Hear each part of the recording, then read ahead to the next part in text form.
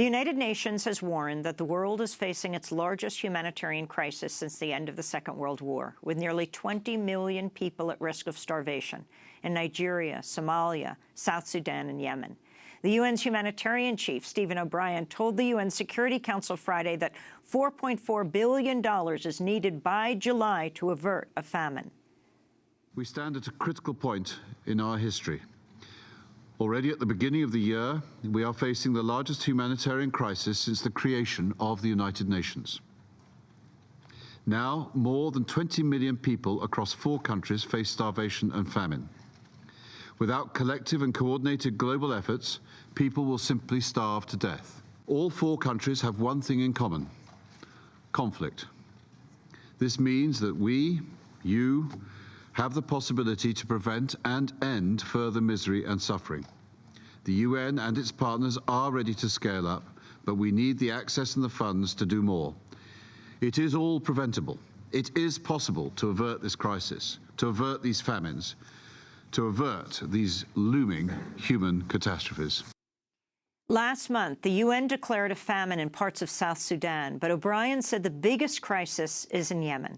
Earlier this week, aid officials said they're in a race against time to prevent a famine brought on by a U.S.-backed Saudi-led war and blockade. Almost 19 million people in Yemen, 2/3 of the total population, are in need of assistance, and more than 7 million are facing starvation, an increase of 3 million since January. The executive director of the World Food Program said her agency had just 3 months' worth of food stored and that officials were only able to provide hungry Yemenis with about 1/3 of the rations they need. This all comes as the Trump administration is seeking billions of dollars in cuts in funding to the United Nations. To talk more about the crisis, we're joined by Joel Charney, director of the Norwegian Refugee Council USA. Joel, thanks so much for joining us. Can you talk about this worst humanitarian crisis since World War II? Well, Stephen O'Brien described it very well. In 4 countries, because of conflict, only in 1 case, Somalia, do we have drought, which is also driving the deprivation.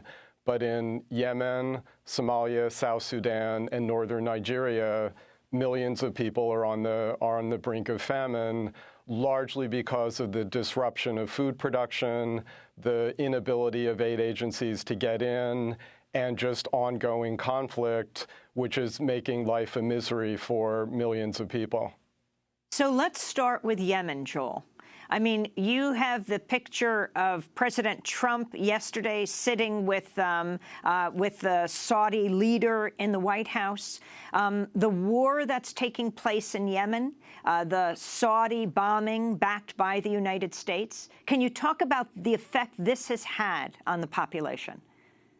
It's been a relentless war with violations of international humanitarian law by the Saudis and the coalition that they're a part of, as well as by the Houthis that are resisting the Saudi assault. And from the beginning of the bombing, I mean, I vividly remember when the bombing first started, within the space of a couple weeks, the warehouses and office buildings of 3 or 4 non-governmental organizations working in Yemen were hit by the Saudi assault. And what's happened, Yemen imports 90% of its food, even in normal times.